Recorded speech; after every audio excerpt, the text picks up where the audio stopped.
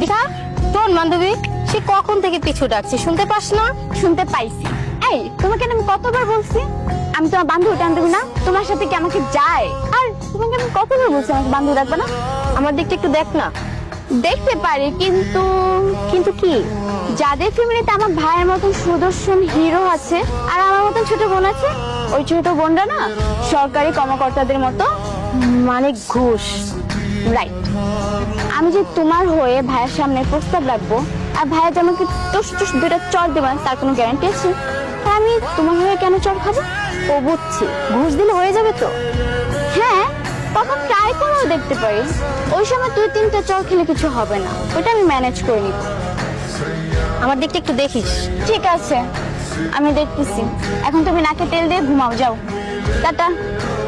বুঝতে হবে ভাই আমার শাকিব খান।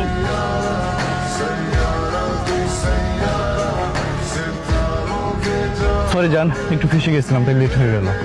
এতক্ষণে তোমার আসার সময় হলো, মানে আমার সঙ্গে দেখা করতে আসলে তোমার চোখে ঝামেলা। আরে বাবু দেখি রাগ করেছে, প্লিজ জান রাগ করো না শোনা আমার। ঠিক আছে, রাগ করলাম না, কিন্তু তুমি এখন আমাকে এটা বলো, এখনো পর্যন্ত তুমি তোমার ফ্রেন্ড সার্কেলের সঙ্গে আমাকে পরিচয় করিয়ে দাওনি কেন? এটা কোনো কথা বললে? তুমি খুব ভালো করেই জানো আমি শাকিব খানের ডায়ার্ড ফ্যান, আর আমি যেহেতু তাকে ফলো করি, দেখবা কোনো একদিন তার সিনেমার মতো তোমাকে বিয়ে করবে। হ্যাঁ, হুট করে যে তুমি একদিন আমাকে বিয়ে করবে সেটা আমিও জানি, কিন্তু বিয়েটা করছো কবে? করবো, দেখবা হুট করে কোনো একদিন বিয়ে করে ফেলছি। আচ্ছা ঠিক আছে, আমি এখন তাহলে যাই।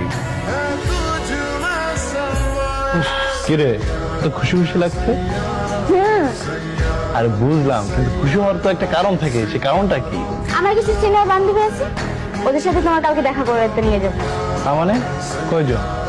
বেশি না, 2-3 জন। আচ্ছা শোন, তোকে একটা কথা বলি, আগামীকাল তোকে আমার একটা ফ্রেন্ডের সাথে পরিচয় করাবো।